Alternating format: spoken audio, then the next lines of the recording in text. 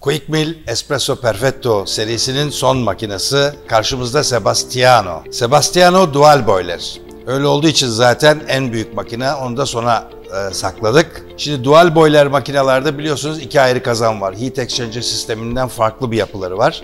Buhar için ayrı bir kazan, espresso için ayrı bir kazan. En büyük faydalarından bir tanesi şu: İsterseniz buhar kazanını kullanmayacaksanız eğer bir müddet kapatabiliyorsunuz. Bunun için Sebastiano'da bu işlem çok basit. Burada iki tane şalter görüyorsunuz, küçük switchler. Bunlardan bir tanesi buhar kazanı için. Off tuşuna getirdiği zaman off tarafına kapatılmış oluyor. Cappuccino yapmayacağınız, sütlü içecek yapmayacağınız zamanlar buhara ihtiyaç yoksa kapatabilirsiniz. Diğer özellikleri anlatayım. Gene Faema grup başlığı, diğer tüm makineler modellerimizde olduğu gibi paslanmaz çelik kazanlar. Her iki kazan da paslanmaz çelik bu sefer burada, çünkü iki kazan var. Arkada gene eğer su tesisatına bağlamayacaksanız 3 litrelik bir soğuk su tankı var. Şebekeye bağlamak istiyorsanız bu gayet basit. Arka tarafında makinenin su tesisatına bağlantı yeri mevcut. Bağlayabilirsiniz. Aynı şekilde burada gördüğünüz bu büyük çekmece ya da damlalık pis su giderini de şebekeye verebilirsiniz. Böylelikle çekmecede olduğu zaman boşaltmakla uğraşmak zorunda kalmıyorsunuz. Diğer modellerden farklı olarak manometreler siyah. Gördüğünüz gibi tüm manometrelerin içerisinde Espresso Perfetto logoları var. Biz çok seviyoruz. Bence de çok yakışmış. PID ekranı bu sefer sağ tarafta. Emilia'da sol taraftaydı PID ekranı. Burada bu buhar kapatma switchlerini bu tarafa toplamışlar. Size kısaca burada biraz göstereyim. İki tuşa aynı anda basıyoruz. T1 bu sefer espresso ısısını ayarlayabilirsiniz. 91-92 gibi ya da daha yukarılara gidebilirsiniz, daha aşağı inebilirsiniz. Espresso ısısını ayarladıktan sonra T2 çıkıyor. O da kazan ısısı. Kazan ısısıyla oynayabilirsiniz ve ondan sonra da menüden kolaylıkla tekrar dışarıya çıkabilirsiniz. Bu ekran, görmüş olduğumuz ekran, kahve yaparken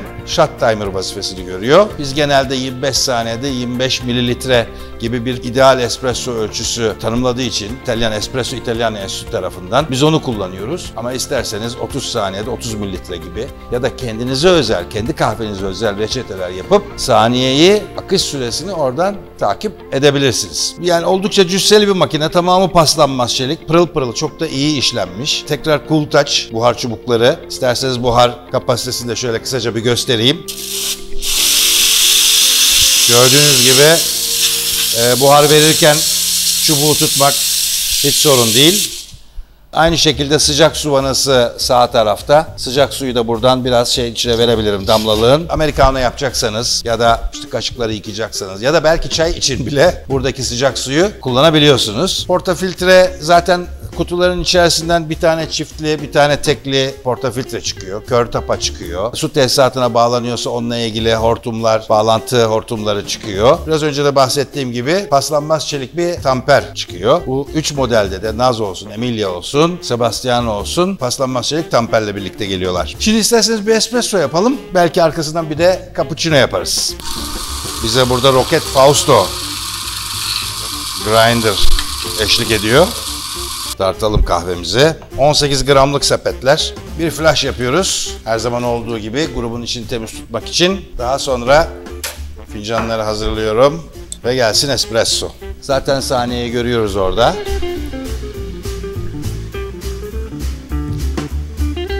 Espresso akışını ideal hale getirmek için öğütücü ayarlarını tabii ona göre farklı denemeler yaparak en ideali yakalamak mümkün.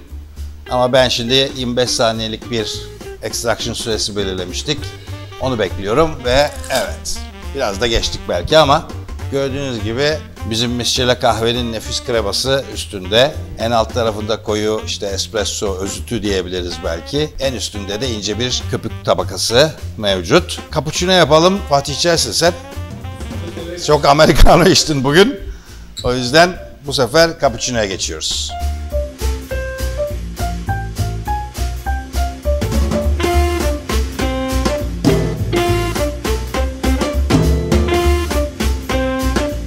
Ayarlarımızı biraz daha iyi yaptık bu sefer. Gene gözüm shot timer'da. Son derece sessiz bir makine. Hiç ses yok adeta. Güzel bir izolasyon yapmış Quick Mill. Şimdi her zaman olduğu gibi sütü köpürtmeden önce buhar çubuğunda biriken suyu öncelikle alıyorum ve köpürtüyoruz.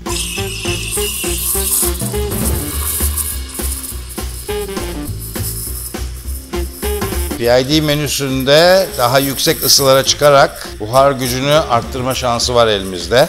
Mümkün olduğu kadar mikro köpüklü, ideal cappuccino için kadifemsi bir süt köpüğü oluşturmaya çalışıyorum. Temiz bir bezle alıyoruz ve biraz da buhar bırakıyoruz. Dökmeden önce ikinci bir pitcher almakta fayda var.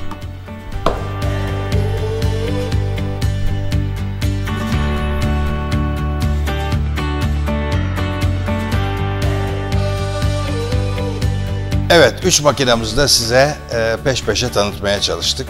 Başlangıçta Naz, sonra Emilia ve sonunda Sebastiano modellerini ve kahveleri yaptık. Siz tabii oradan lezzeti alamadınız ama bence gayet güzel akışlar oldu. Biz de bol bol kahve içtik bu arada. Bunları daha detaylı görmek istiyorsanız, yakından incelemek istiyorsanız bu mümkün. Espresso Perfetto'ya her zaman bekliyoruz efendim. Bizler buradayız. Gelirseniz mutlu oluruz.